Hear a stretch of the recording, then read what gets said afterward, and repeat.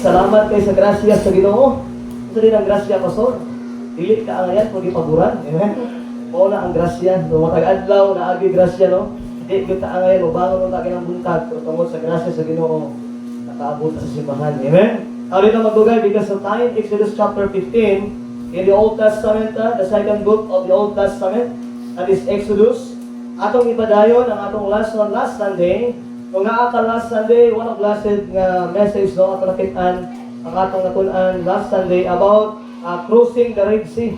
Katong gitawag sa mga katawhan sa Ginoo ang gitawag nga Red Sea. Ito nga sa Ginoo ang gitawag nga dagat, and then nakatabok ang mga Israelites, and then they were captive. Then ang atong mensahe is go forward, never backward. Number one, go forward because and the Lord will miracle your life. O, abanti lang yun. Ayun lang yun. Magduha-duha. Kaya ang Ginoo mamilagro sa imong kinabuhi. And number two, go forward tungod kay ang Ginoo makik-away niyo. Okay? Dili mo na away sa Ginoo. Last, go forward and the Lord will give you victory. So, mao na nitabo, no? Sa atong natunan last Sunday regarding sa pagkuha sa mga katawhan sa Dios gikan sa Egypt. We know the story when Joseph namatay, and then hari nga naglingkod sa Egypt nga wala gyud na-recognize ang mga Israelites, ang kalahi ni Joseph ba.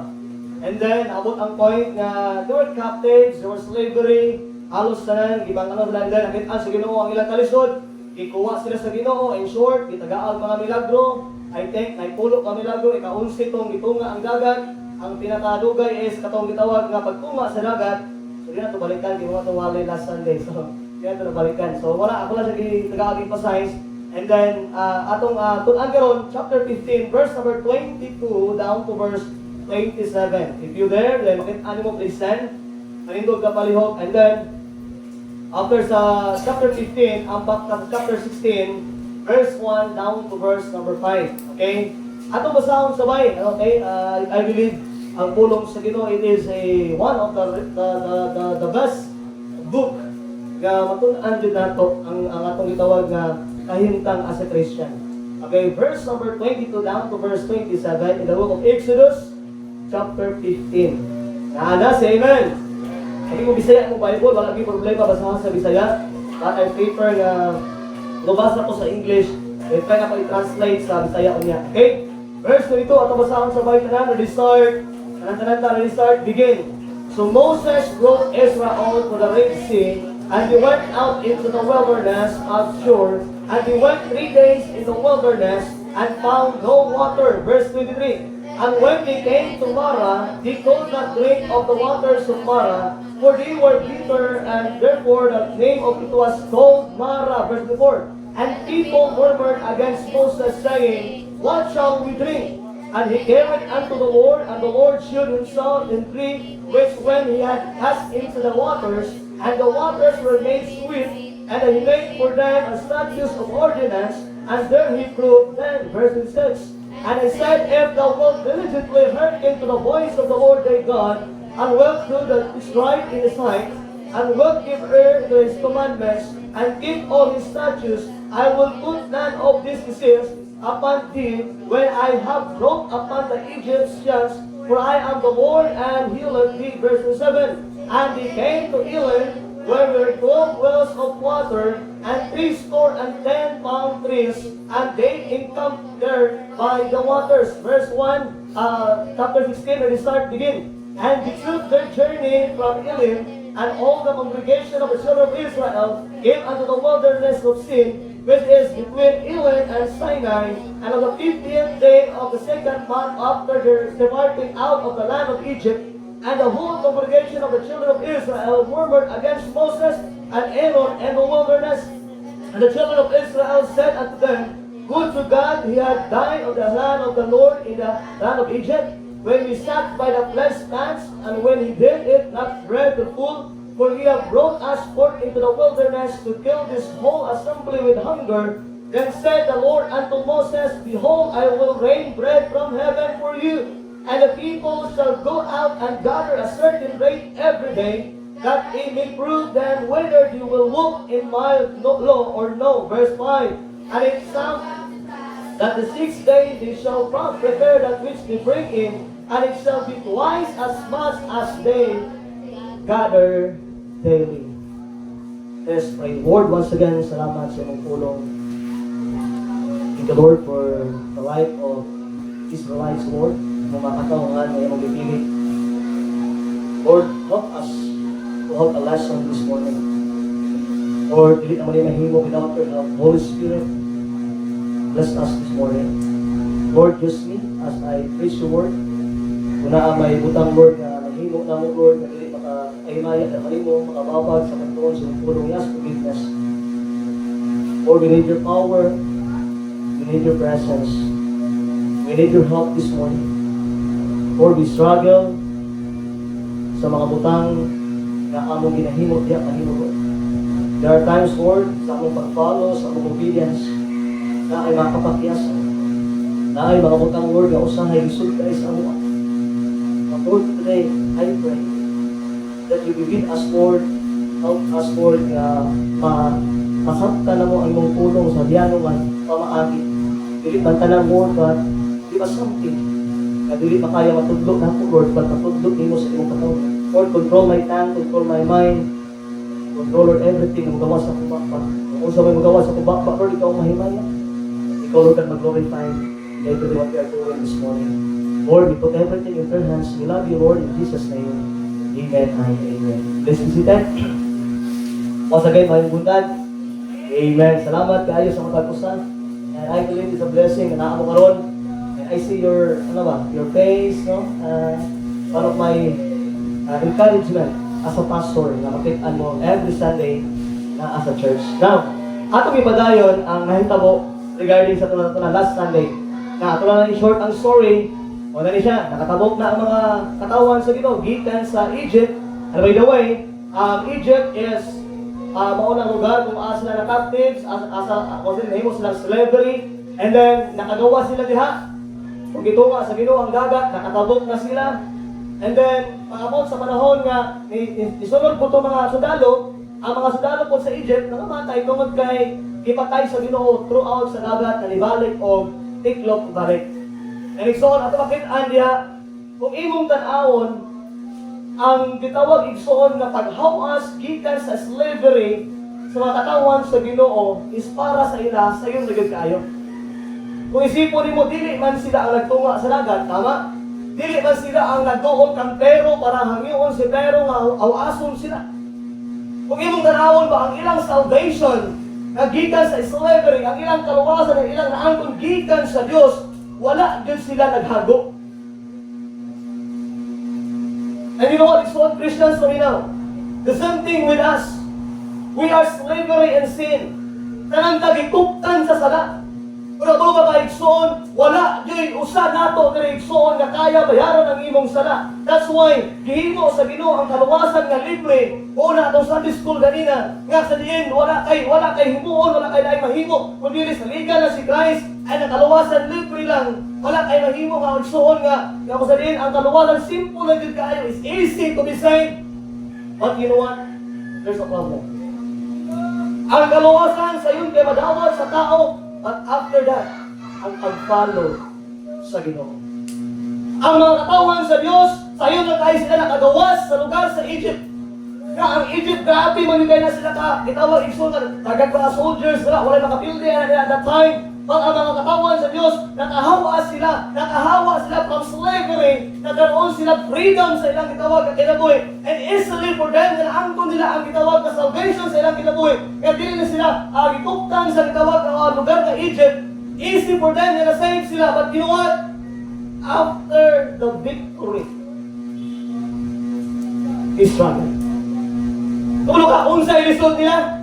Sa diha nga sila naluwas na wala na sa gitawag na slavery. After sila igsoon nagkaroon victory, the problem sa ilang kinabuhi naabot.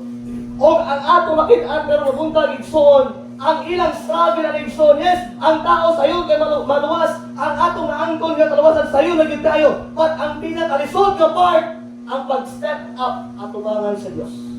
Ang pag-forward dira sa Ginoo. ang pagtuman sa panaog sa Dios, ang pinakalisod nga part, ang atong pagpanginabuhi, aning kalibutana, nga samtang naapakaning kalibutana, daghan kay mga pagsulay sa kinabuhi, daghan kay pwede nga mo-struggle sa imong life, daghan mga tao nga pwede makaguba sa imong kinabuhi. But you know what? We struggle, but I believe this, ang Ginoo dili magpasagad nato. Look at the verse. Ato ang madali. Number 1, ato makita ang ilang problema direksyon. Why we follow God? Number 1, sa diya nga sila, sa during sa ilang journey, after sila katabok sa Red Sea, naglakaw sila throughout sa ilang kinabuhi. So naglakaw sila sa tibuok nila nga pagsunod sa Ginoo. They follow God. But look at verse number 23 down to verse 26. Magali ang time na naa sila sa wilderness for 3 days. But the Bible says, and when they came to Mara, they could not drink. Di bang uhaw ni sila? Unya, the Bible says, naabot sila sa place sa Mara, na kaling place sa Mara, Igsoon, na ay tubig, dili pero pait. Nabay, nakabala ko? Tubig na pait? Kung sabay pait ng tubig, wala no? Ano siya, wala tambal. Papait na, wala tambal, di ba? Ayun sa Bible na, paabot nila sa Mara, na ay problema, nagkaroon silang problem, they struggle to follow God. And the Bible says, nag-start sila murmur, nag-start sila igsoon, reklamo sa Ginoo, kaya nga naman, kaya tungod, uhaw sila, wala sila mainom kaya ang tubig, pait. That is the first problem. Kasi sila ni-follow sa Ginoo. The first problem igsoon, na ato makitaan, kasi diya nga luwas sila, to be follow God sa wilderness, but there are problems. Una, giuhaw sila. Number 2, chapter 16 verse 1 down to verse 3. Wala lang sila giuhaw igsoon, pero kipang gutom. Look at the verse. Naawa niya. And you took the journey from Elim unto congregations, and the children of Israel came unto the wilderness of Sin, which is between Elim and Sinai, on the 15th day of the 2nd month, they're departing out of the land of Egypt. Verse 2. And the whole congregation of the children of Israel murmured against Moses and Aaron in the wilderness. Nagyaw na po sila, nagreklamo na po sila. Verse 3. And the children of Israel said unto them, would to God he had died by the hand of the Lord in the land of Egypt. Ingat niya, when we sat by the flesh pans and where we did eat bread and full, ye have brought for us into the wilderness to kill this whole assembly with hunger. Ala sila, anong gibuha pa sa Ginoo sa Egypt, na may nindot na pagkaon dito, paninti ni busog. Kunya, kinalami sa Ginoo din sa wilderness, kaya tungod, mamatay sa gutom din. By the way, son, ang ato nakitaan din, ang kinabuhi sa katawan sa Diyos, when we follow God, na ay sa problema. Ang problem nila, son, is the same problem na naan to. Usahay sa Kristohanong kinabuhi, sa diya ka naluwas ka, na ginahinay ka o follow sa Diyos, unya, maawat ang panahon, wak ay bugas. Nagapalo ka sa Ginoo, hinahinay, nagapalo ka sa Ginoo, unya, wala kay itawag na income. You know what? Ang nakitabo sa katawan sa Diyos, the same nga nakitabo sa tuwa, igsoon. That's why, dili na nabat-o para nato, na sa diha nga ikaw nag-follow sa Diyos, na ay mga problema. But I'm telling you, igsoon, kung nakatay ka sa mensahe today, go forward! Lukaw lang, abanti lang! Kaya kapag na-igsoon ang Ginoo, dili mo pabigyan natin igsoon ang Ginoo, dili mapasagal sa tuwa. And igsoon, you can see the problem of the Christian life today.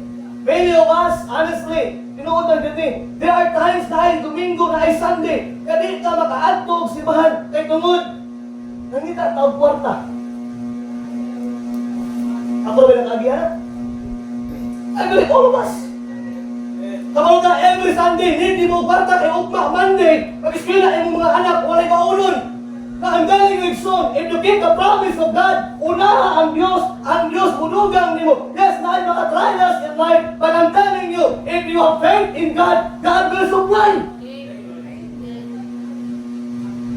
Dili nila siya ingon igsoon nga common nga basic ina-problem sa Kristohanon. We have financial problem, we have a physical problem. Usahay nga nung Domingo naman yung pagsakit.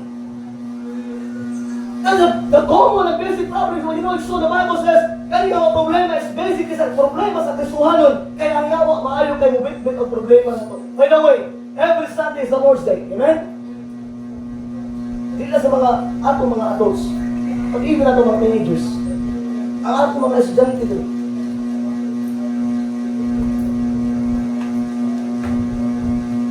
Every time na mga projects, may mga activities sa school, kung Domingo galing i-help, ikip mo ang gitawag Napalit ako. I'm against her. Dili ko against yung pag-eskwela. Pero for me, mas importante ang pagtuon sa pulong sa Ginoo more than sa pagtuon sa mga butang aning kalibutan niya. You know what? Ang promise sa Ginoo is always kanunay nagauban nato. Umo na ato matun-an karon when we follow God, there are things na gitawag ka mga kinabuhi. And sometimes na mga students diri gina-keep nila ang Sunday kaya ani pa ati pastor kami mga atli. Yes, umo na imong plano okay lang. Pero kung kamutahan na sa diha nga naa ka nasubad ba yung problema dito. Yes, wala nasubad man, pero you know what? Nakakay-peace. Nakakay kalinaw sa mga siklas. Every time nga nag-disobey ka sa Ginoo, tinuod pa nga nalipay ka dito. Kung tinuod ka kaluwas, I believe, if you miss the church, ma-miss ni mo ang Ginoo sa mga kinabuhi. And as I saw, the Bible says, dindot ka makit Andre, when the Israelites saw, they try to forward, they try to go, to follow God silang kinabuhi. Na ay mga butang, ilakit na, you know what? In our Christian life, the Bible says, salvation is free. Sa yun, kaya maluwasan, but the take of following God, that is the hard part. Tingnan naman, tingnan sa Bible says, take up your cross and follow me. Your cross may be your ambition. The cross may be mga butang na imong ipanghimo before. Maybe ang cross, ikson mo ito mga butang na imong ipang-give up para maging mo follow ka sa Ginoo. But you know what, ikson, I have 3 things this morning for you. For us, for me, not only for us. Na kailangan to go forward our Christian life and follow the Lord sa atong gitawag ka kinabuhi. Number 1, because of time. We see the problem. Wala sila'y tubig, wala sila'y makaon, na ay kagutom. But look at this verse is on. The Bible says, verse number 27. Verse 27 is on.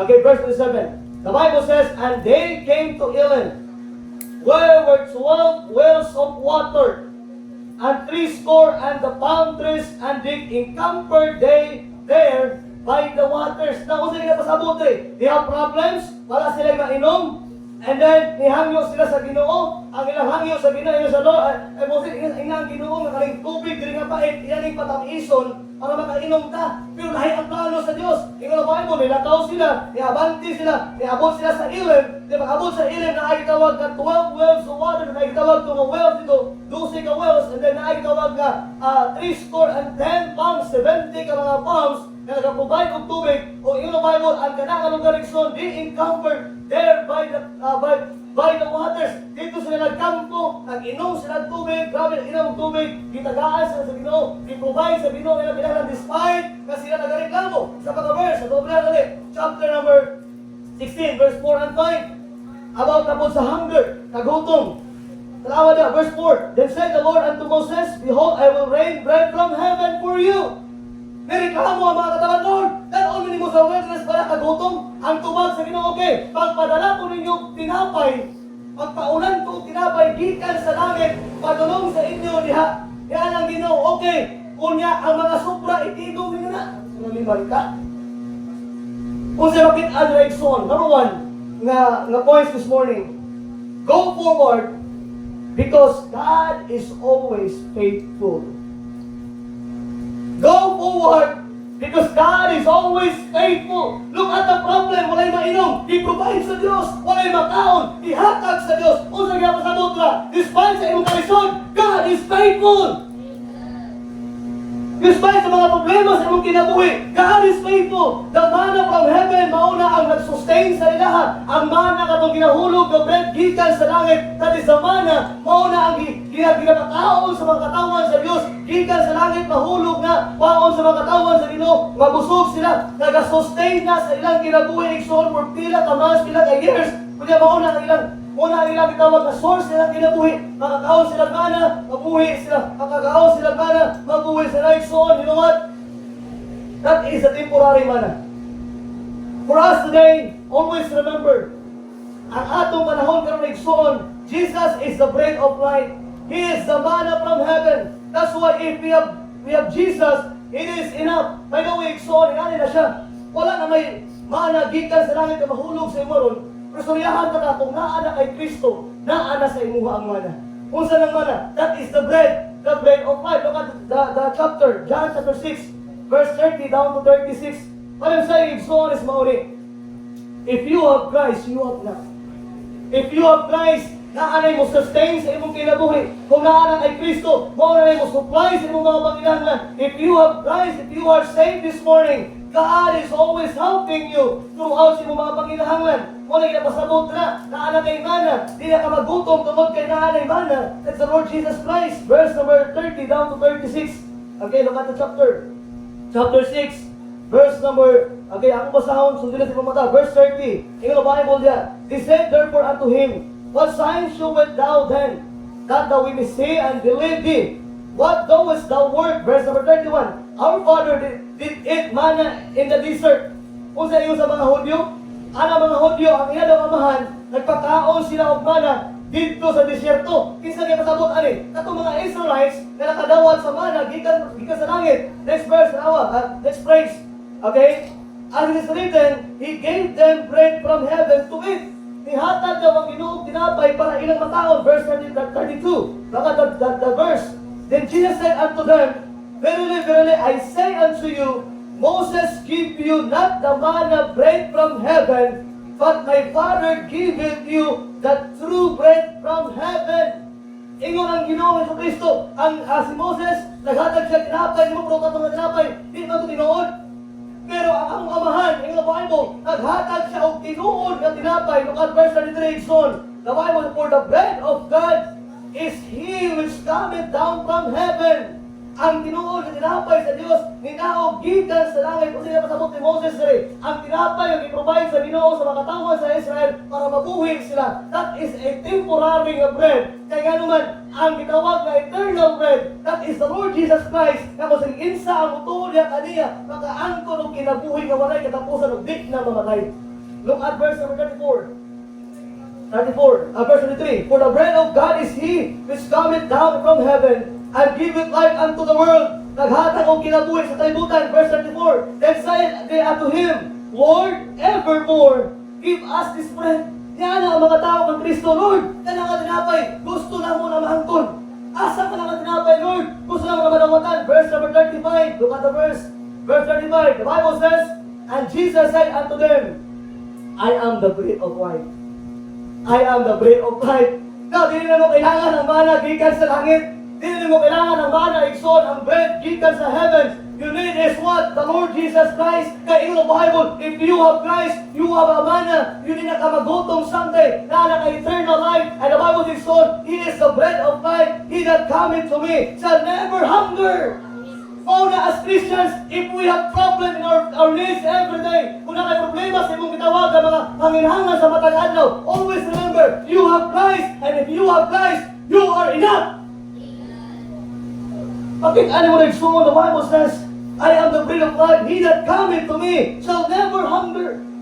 The Bible says, look at that. And he that believeth on me shall never thirst.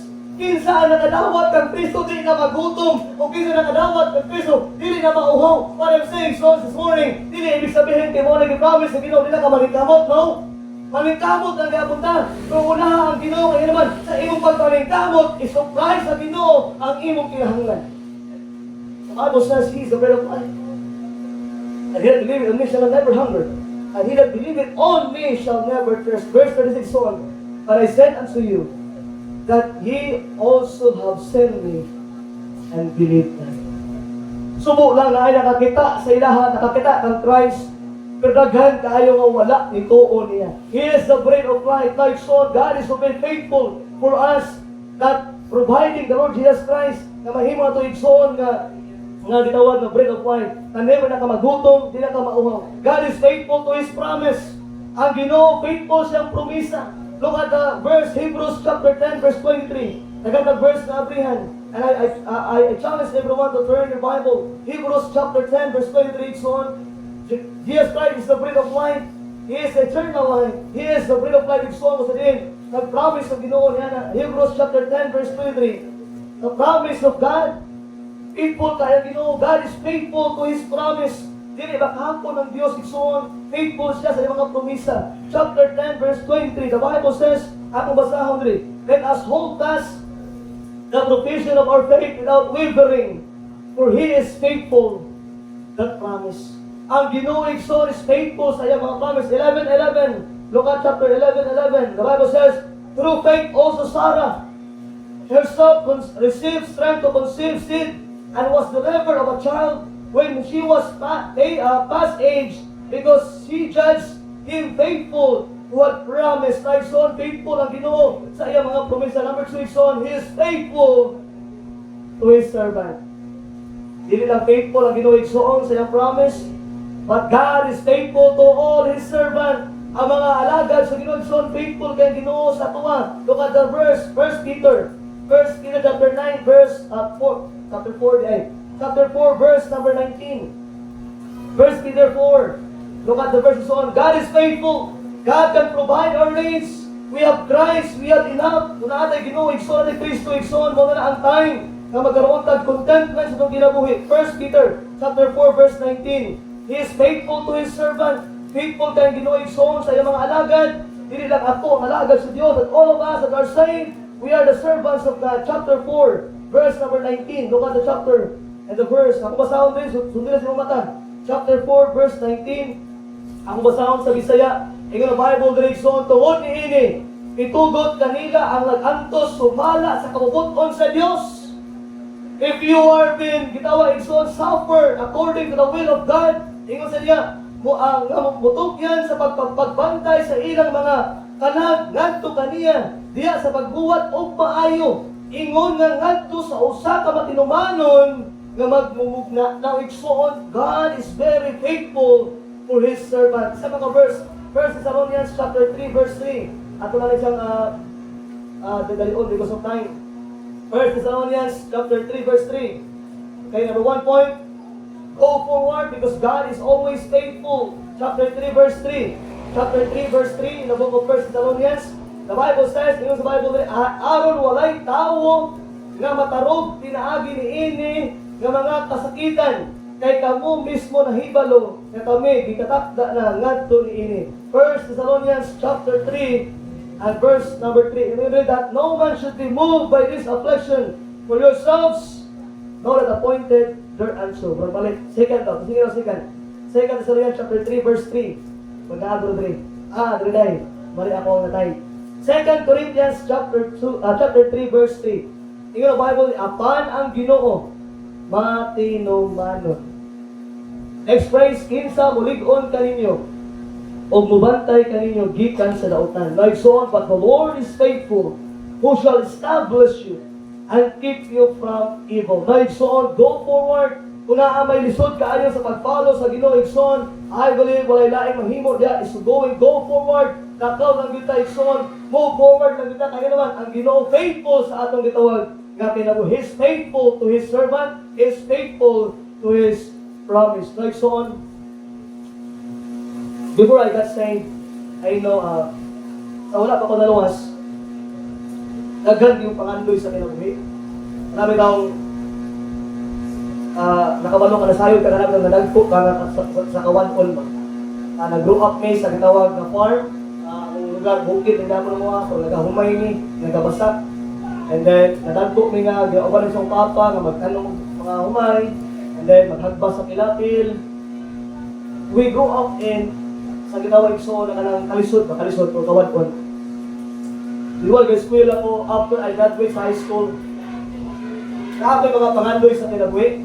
Kapoy mga pangandoy na ako sa una bahala ko manikamot lumayo para makahawas ni sa gitawag na kalisod. Kapoy mga pangandoy ni mo nga gusto mo manikamot para nga ang imong ginikanan, ma-plastar, makabangan nimo sila. Nga nakapangandoy ba? Muna akong kaasik ko, kaasik ko pangandoy, anak mo na ko ito, nilangyaw ko, nihawak ko sa akong lugar, I work in Jensen. Gusto din ako ko, paningkamot for the sake of my family. Pag ginuwan, sa diha ka naluwas ko igsoon, ang ako mga pangandoy, ibag ko sa Diyos.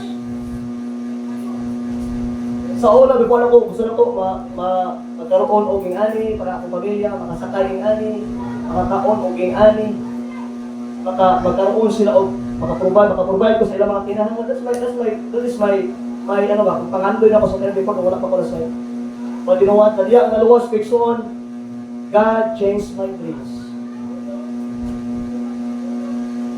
Ibal ko sa Ginoo akong pangandoy, Ako pangandoy sa una, dili na pangandoy na ko. Ako pangandoy sa una, gihimo ng pangandoy sa Ginoo. Pagod mga kaigsoon, I never regret. Wala jud ko nagmahay. Wala ko nagmahay nga akong pangandoy karon ko ay pangandoy sa Ginoo sa akong kinabuhi. Wala ko nagmahay nga nagpalo ko sa Ginoo. Wala ko nagmahay igsuon nga nisunod ko sa kabubuton sa Ginoo. Wala ko nagmahay igsuon nga ako nagsurrender ang akong kinabuhi sa Dios. Wala ko nagmahay. I never regret following God because God is faithful. I experienced a lot of my life na ang Ginoo faithful ka. Yes, tinuod man. Wala kami nagkaroon ng lindot na balay. Yes, tinuod man. Wala kami nagkaroon ng sakyanan. Ang akong pamilya, wala man ako na-provide. Ang akong gipangandoy sa ilaha. Wala na ako nahatag ang tanang butang, aling kalimutan na sa ilaha. But a good thing is so, God is faithful. Wala mo ko'y nahatag ang butang nila. But tinuod, nahatag na ko sila ang kaluwasan. Ang kaluwasan ng pinaka-importante sa kanila. Kung saan man ako ba kung pangandoy, nga dato ko, for example, nakahimo kong portahan, na ako sa kinan, na-provide ako akong mga mama, kinahangan ako sila suplayan, sila kaya, na-provide ako sila, naayahay lang kinabuhi, pero someday, paglagoy-lagoy, may sarila ng marami. What I'm saying, so this morning, when you're following the Lord, you never regret it. When you follow God, hindi ka pasagdan sa Diyos. Kung mga kaigsoon, tinuod man, wala pa sila nahimong dato, wala pa sila nahimong ayahay, at inoigsoon sa among pamilya na ay kalinaw, sa among pamilya na ay pagsinabtanay, sa among pamilya na ay gitawag ang paghigugmaay, kaya ano man, kay faithful kayo ang Diyos ang kinabuhi. That is the thing na di ko makaya bayaran ko. Yes, I have dreams that I before. But God changed my dreams. God changed my ambition nga ko sa diin ang nahimo igsoon dili na ako mahimo dili ako masukat kung paunsa ang Ginoo naglihok sa akong pamilya dili sa akong pamilya at also sa pamilya sa akong asawa pamilya sa akong mga ginika ako mga igsoon the greatest blessing wala kami daghang kwarta wala kami nindot kasakyanan wala kami nindot kabalay sa akong pamilya pagkabalo ba ka igsoon na ami Ginoo sa among kinabuhi because God is faithful. God is faithful. I never regret to following God. Ayaw igsoon, because of God is faithful. Don't be afraid to following Him. Ayaw kahadlok mo follow, go forward sa Ginoo. Ayaw kahadlok mo follow sa Diyos. He is faithful to you. Go forward because God is always faithful. Number 2, because of tayo na magdugay. Look at chapter 16, Exodus chapter 16, verse 11 down to verse 13. We know the problem is so on, but we see the solution. Nakit-an na ito ang problema, pero naay tubag ang Ginoo. Naay gihatag igsoon ang Ginoo nga katubagan sa matag problema. O ang Bible says, ingon sa diya, kay tungod faithful ang Ginoo. Number 2, ato makit-an din chapter 16, Exodus, chapter 16, verse number 11 down to verse 13. Basahon na natin ni, sundo sa imong mga mata. Ingon ang Bible din, verse 16, verse 11. Ingon ang Bible, o ang Ginoo misulti ngadto ni Moses, na nagaingon, ako nakadungog sa mga pagbagulpo sa mga anak sa Israel. Sulti ngadto kanila nga magaingon sa kagabhion kamo mukaon ug unod o sa kabuntagon kamo mabusog pinaagi sa tinapay o kamo mahibalo ug ako mao ang Ginoo nga ang inyong Dios. Verse 13. O kini nahitabo nga sa kagabhion ang mga buntog midagsang ug mitabon sa kampo ug sa kabuntagon ang yamog naglukop sa palibot sa panunayson. This point is nindot kayo ni. Ingon ang Ginoo, nakita na to ang mga reklamo sa mga katawan sa Israel. Ana ang Diyos, nakita na po ang ilang pag-murmur, nakita na po ang ilang pagreklamo. Ba't mga igsoon, usay himo sa Diyos dili? Go forward. Why? Because God is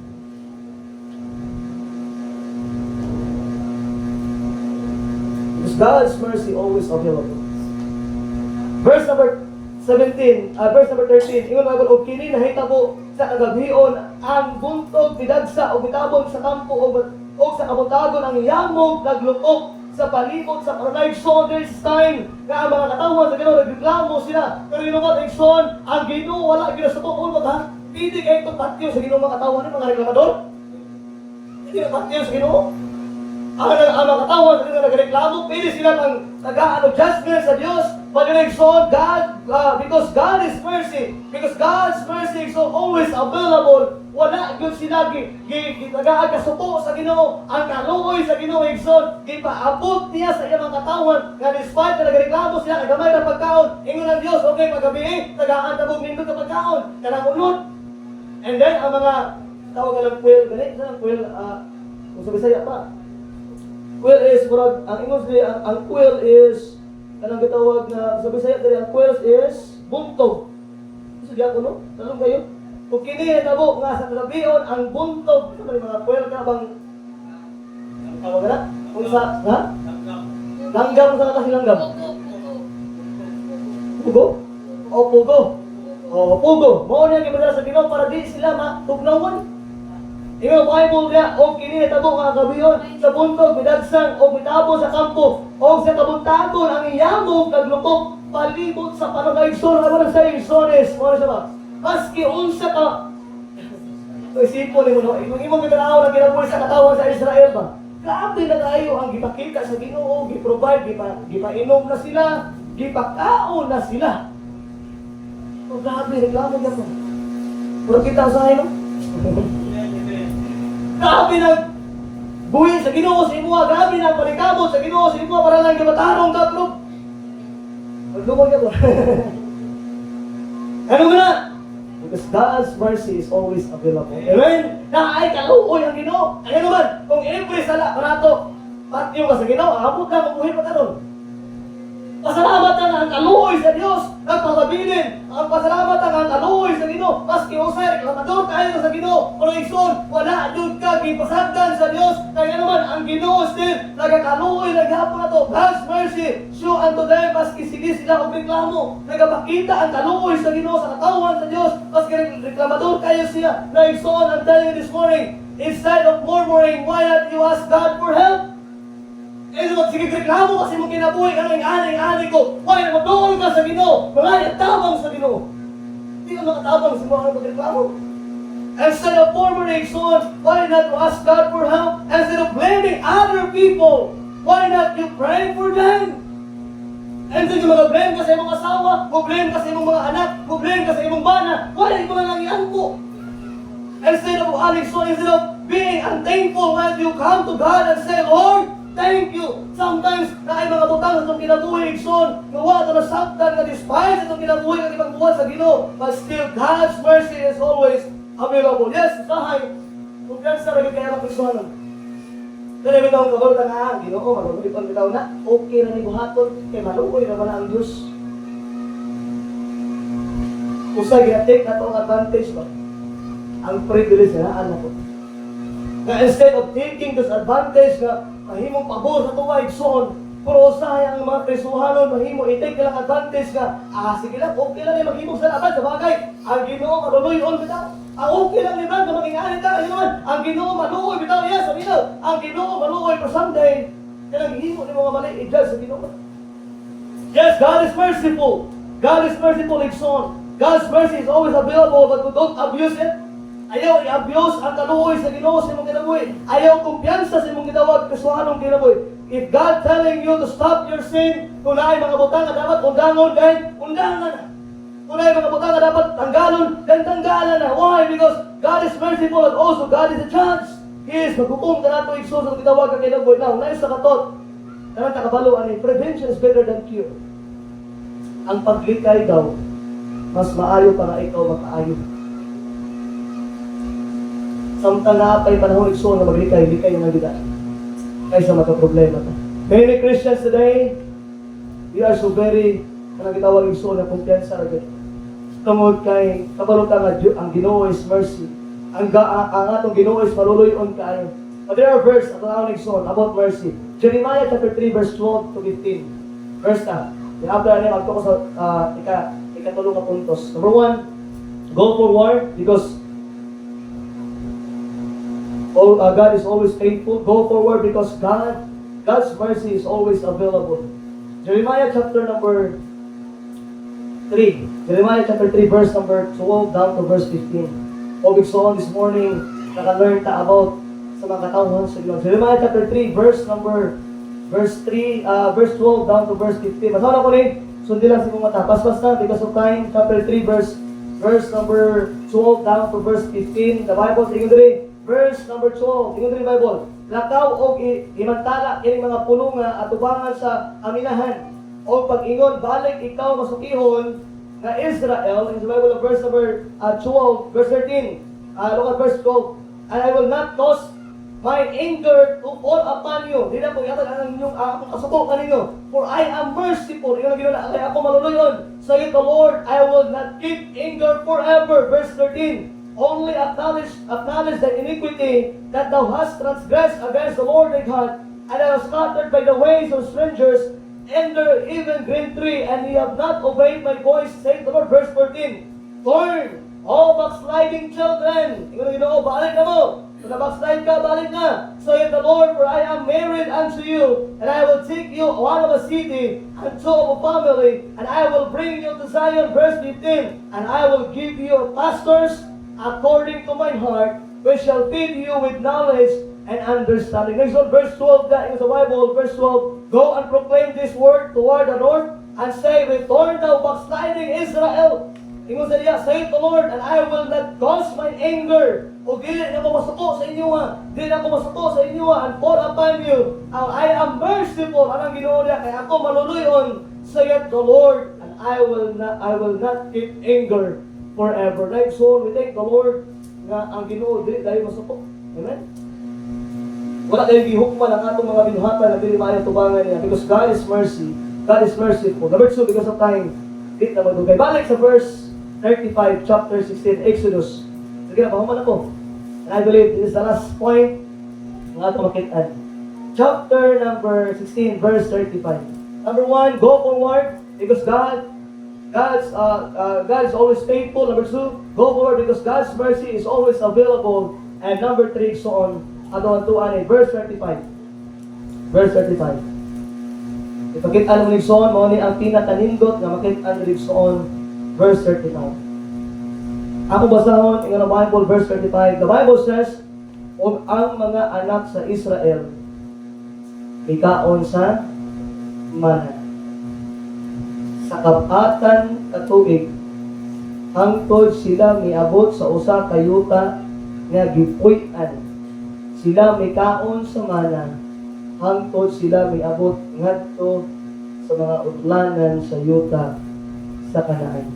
Kung sa iya pasabot igsoon, ang pagkaon nga mana gikan sa langit, ilan ang gi-enjoy for almost 40 years. Kung sa iya pasabot na pastor, go forward because God's grace is sufficient. Go forward tungod kay ang grasya sa Dios igo ragod kay nato. Sufficientness, igo. Dili kulang, dili po sobra. Sufficient. It means wala jud nagkulang ang Ginoo for 40 years. Nagahulog ang tinapay gikan sa langit for 40 years. Kinakaon nila ang mana. Kinapakaon sa Ginoo ang mana for 40 years, providing God sa ilang itawag na mga needs. For 40 years, kiubanan sila in the wilderness. Why? Because of the grace of God. Tungkol sa grasya sa Diyos. When you go forward and so on, God will sustain on you.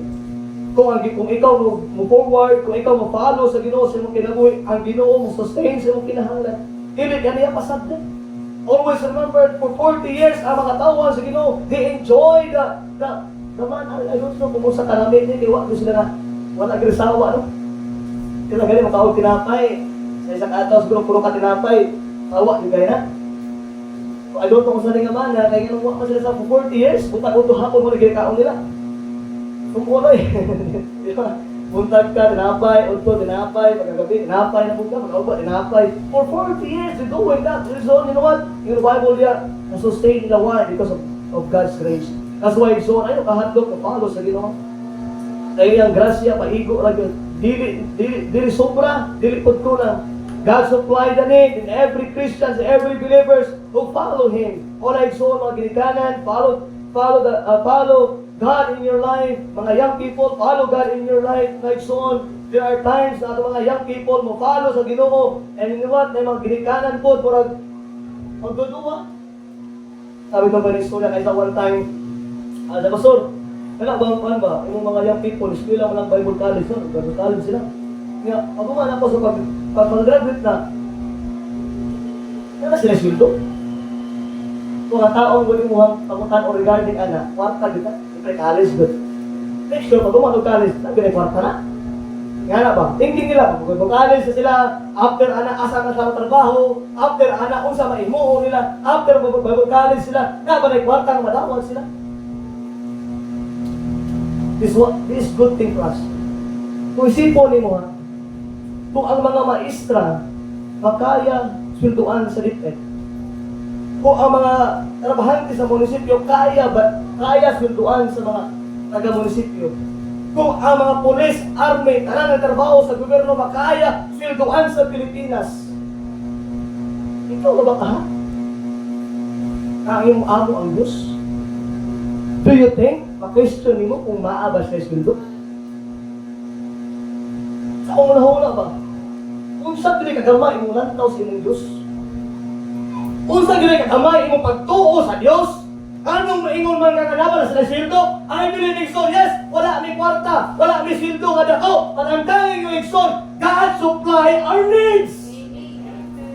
Kung sa may purpose ay managbaho ka, para ma-supply mo kailangan. O di pa kung may mga professional, para ma-supply mo kailangan. Wala'y kalainan kung nagpalo ka sa Diyos, kaya ang Ginoo mo supply sa imong kinahanglan. There's nothing, wala'y lain. Wala gina-underestimate ang ato ba ang gahong sa Diyos? Ato lang gina-underestimate ang panawagan sa Ginoo sa imong kinabuhi. Kaya magpunta sa unsa may trabaho nila, unsa may sweldo, unsa may kalawatan nila, unsa man ang ilang ipag-aon silang pamilya. Ang ekstra galing niyo. Ang atong Ginoo mo ay pinakadako sa tanan. Kung ang problema ng kwarta, dapat tumahan. Ang problema kasi imong gitawag ang pamilya, God can settle everyone. There are many people today, kwartahan sila para ilang pamilya kumot man. Ay mga tao nga nagkamo silang kinabuhi, mula tao o bayok, ay naman gusto nila rin. Nga na, ang ilang pamilya mabuhi din. Kung ino isa, nagupa ang inyong pamilya. Ano man, kaya giuna nila ang mga butanga temporary, more than sa butanga eternal. Na pamilya isang tahaling nyo, if you got calling in the ministry, don't be delayed. Follow God. Follow God. Ayaw God daw pumalo sa Diyos. Kaya ang Ginoo mo ay masupply sa tanan. Kaya sa ngayon, ang atong mga people mo surrender sa Ginoo, pagkita mo mabag, ay mas siguro lang kasi pag gumali mo dyan, asa mo trabaho, usa ang income mo ni mo. Do you think the service of God masagdag sa Diyos? Hindi ka masagdag sa Diyos. Ang grasya sa Ginoo is sufficient. So, there are times in our lives when we follow God, there is nagitawag ang mga problema sa kinabuhi. Kaya sa Ginoo ang tanong. Iba Igsoon, iba pastor. There are many pastors today. Ano ba na yung mga pastor that they were professional before. May mga pastor na sa una, doktor sila. May mga pastor karon na dati, teachers sila. May mga pastor karon na dati, negosyante sila, nag-income. May mga pastor karon na lagad sa Ginoo nga, pakaingon ka ba nga, okay man na kayang life. Professional na mga pasana na may ma-income, na may madawag na kwarta. No, so there are many testimony of pastors na dati sila nga itawag na teachers, police sila, nasulit sa Ginoo, nag-follow sa Ginoo, nahimong pastor, nangalagad sa Dios, nag-try sila nga i-obey ang Ginoo sila Ginoo. Ano man, nasabtan lang kung nila leksyon. Tumo sila pagka-professional, naabot nila ang gitawag nga naku kayo nga income sa ilang life. But there is empty sa ilang life. Kung makaigsuon ka ng kwarta, dili na makapahatag o comfort mo. Karang kwarta, dili na makapahatag o tinuod igsuon nga comfort sa imong life. There are many pastors surrender sa ministry. Maski unsa ka professional ang ilang kinabuhi, nag-surrender sila kaya naman. They realize na kung naa sila sa Ginoo, naa dito ang tinuod nga riches. Dili sa ilang pagka-professional, dili sa ilang pagka-portahan, dili sa ilang pagka-ilado, dili sa ilang pagka-bright, ang tinuod igsuon nga riches, ang tinuod nga bahandi igsuon, wala sa mga butang ani kalibutana, ang tinuod nga bahandi anaa sa Dios. That's why there are many professions naghatag o gitawag igsuon nga nag-surrender sa Ginoo, nagpagamit sa Ginoo. Dr. Jack House, At isa doktor, may lado nga doktor pero nagpastor. Dr. Reselma, one of the big church na nakakaroon sa Cebu. Nag-surrender, doktor na akong income, kortahan na pero nag-surrender hindi naman. Nakita niya ang tinuod nga bahandi, wala sa iyang pagka-doktor, naa sa Ginoo. Nakita ka bahandi ng doktor. Kabahandoy ka mahimong teacher. Nakabahandoy ka, mga butang, ano kalibutan, nagaghan na tayo, nakaabot, ano mga butang, pero nagbahandig sila sa Diyos, kaya na ay nindot tayo makalinaw kung nagapando ka sa Ginoo. Dato kami negosyante, nagpastor sa Berean Baptist Church. Sa Ekman. Negosyante. Ay mga engineer. Berean Baptist Church, nagtawag na buhangin. Engineer, nagtutulog ng mga balay. Nagtong income everyday. Giglaan ang profession, giglaan ang negosyo. Nagpastor. Kaya naman, nakita niya ang tinuod nga bahandi na sa Diyos. Wala sa mga putang na income. There are many pastors today. They surrender their profession. Why? Because they know that naay ako kayong kalina kung naa sila sa Ginoo. I know it is hard, but my Bible is so tell us that my grace is sufficient. You know what man? Dili sa yung lisod man. But an out na kinabuhi ni Paul, for the last time, open your Bible in the book of Corinthians chapter 12. 2 Corinthians chapter 12, verse 7 down to verse 10. How man go the on? And I try to emphasize the grace of God. 2 Corinthians chapter 12, verse 7 down to verse 12. 2 Corinthians chapter 12, verse 7 down to verse 10. Now, so if you follow the Lord, ayaw tanawa ang blessing. Don't block the blessing. Tanawa ang grasya sa Diyos. Tanawa na kinabuhi ni Paul so on. 2 Corinthians chapter 12, verse 7 down to verse 10. We know that life of Paul is so on before he is a murderer. Ipatay sa mga Kristohanon. And nagan siya ipang patay, nagan siya ipang torture, nagan siya ipang priso ng mga Kristohanon. Basta diha nga naluwas sa igsoon, ato makita na yung testimony regarding this.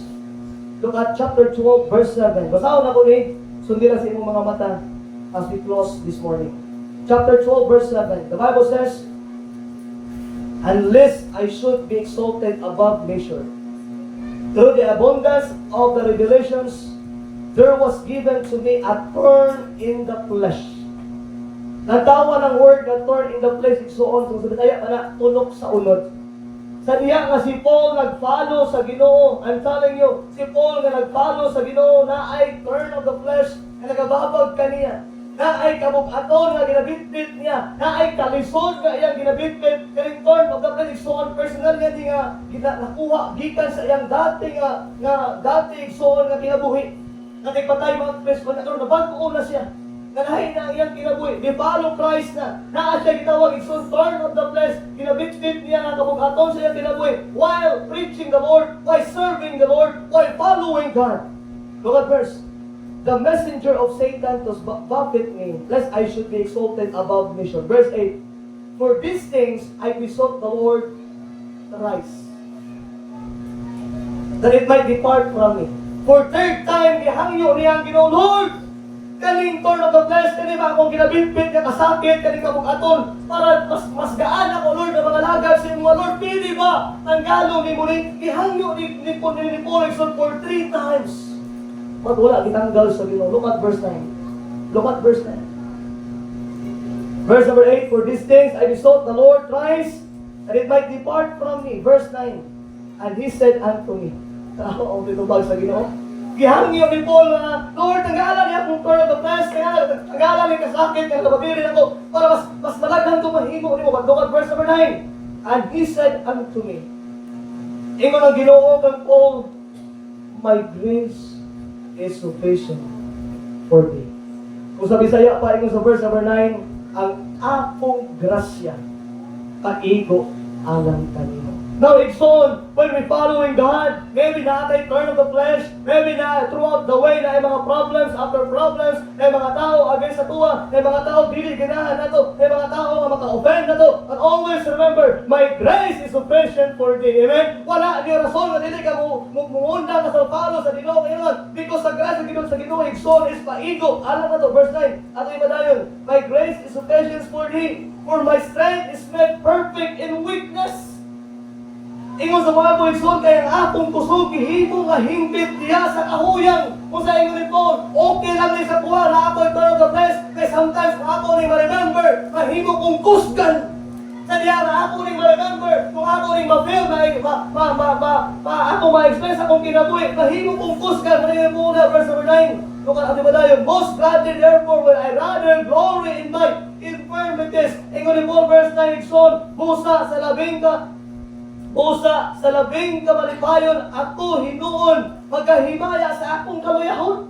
Ingon ni Paul, okay lang Lord, ayaw lang itanggala. Okay, ako lang nagtitignon kay mauni akong kusog. Lord, ayaw lang itanggala. Ayaw naman, mauni ang hinunggan. Nga nung kapadayon ko, na pag-inaw Christian, most of us, when we are offended, we are things na yung problema sa kinabuhi. It is hindi ka magpag-undang diya sa Ginoo. But look at Paul, sa diya ayaw remember ang kitawag na infirmities, ang turn of the flesh na naasa iya. Ingon siya, Lord, mauni akong kusog, mauni ang hinunggan. Nga nung kapadayon ko, Christians, paminaw, if someone offended you, if someone hurt you, always remember, just forward, let those things na imong gitawag ka. Kusog, hindi ang ikaw na luya. Kusog, look at that verse 9. My grace is sufficient for thee. Most gladly therefore I will rather glory in my infirmities, that the power of Christ may rest upon me.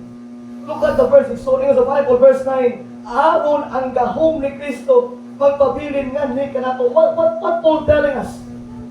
When you're following the Lord, yes, there are many circumstances. There are many struggles. There are many things na makapugong, makapaundang nimo. Kung sa inyo ni Paul, sa diya kung maabot na, mo na imong kusog.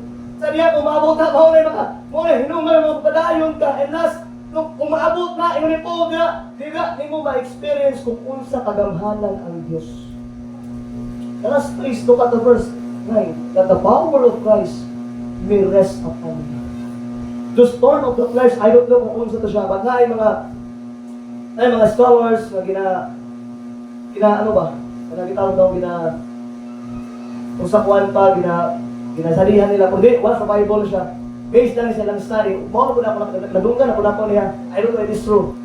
Ang ingon nila, ang thorn of the flesh ni Paul is nightmare. What is nightmare?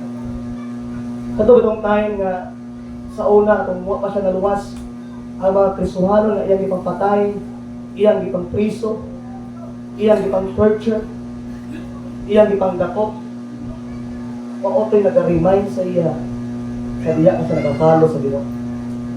Maybe ang una niya, kung dili ngayon sa unag, mamatay na ako siya. Or sometimes, mo'y makababag sa iya ba? Pag rin ni Paul niya, Lord, salamat kayo, walang gikuha. Sa diya, ako ni ma-remember, muna akong kusog. Mao ni rason na magpadayon, Lord. Kung mao ni rason na ma-experience na ko ang imong kahong verse 10. Look at verse 10. Therefore, I take pleasure in infirmities. Ingon sa Bible niya, busa ako nagkakalipay. Diya sa kaluyahon, kaliman ka na. Mao ni ang atong kinahanglan, kung maluya ta, dapat na malipay. Amen? Dili ka maluya po. Ingon tayo na, ato mahimo nga, ay, busa ako nagkakalipay. Diya sa kaluyahon, diya sa mga pagtamay. Diya sa mga kawaton, tanang giminsan diri, diya sa mga paglutos, diya sa mga kalisod tungod ug alang ni Kristo, kaysa diya nga ako huyang nag ako malig-on. Unsay mindset ni Paul? Unsa iyang mindset? Gigamit niya ang kalisod sa iyang kinabuhi nga magpadayon diha sa Ginoo. Kasagaran sa kasuhanon ang kalisod o himuong rason nga dili magpadayon sa Ginoo. Sayo na din kayo ningon ba nga punta na ko sa Ginoo? Sayo din ningon nga di na ko magpadayon sa Ginoo. Pag-Paul said, kung unsa ang kaluyahon, unsa ang pagkastigo, unsa ang mga butang nga maabot niya, ihimo niya ang puso. And so for conclusion, mahuman na to. I have 4 points for conclusion. Always remember, we don't follow God to be rich. Wala na nag-follow sa Ginoo, wala na nag-surrender sa Ginoo para mahimong dato. But you know what? We obey God tungod sa grasya niya. Siya grasya na dili magkulang. Now for conclusion is yun, mahuman na ta. I have 4 points in conclusion. Number 1. Ako lang siya bibisaya. Naisagol English ko lang. Number 1. Sa tanan nga nag-follow sa Ginoo, right now, If you're thinking, if you're following God in your life today, I challenge you to continue because God is faithful, God is merciful, and God is full of grace.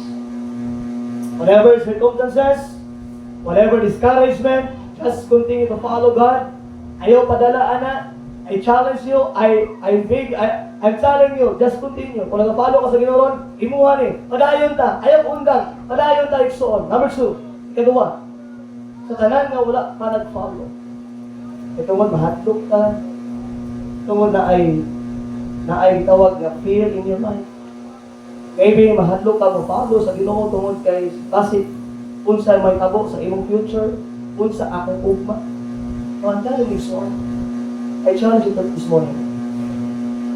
Just try to follow God. Sige lang.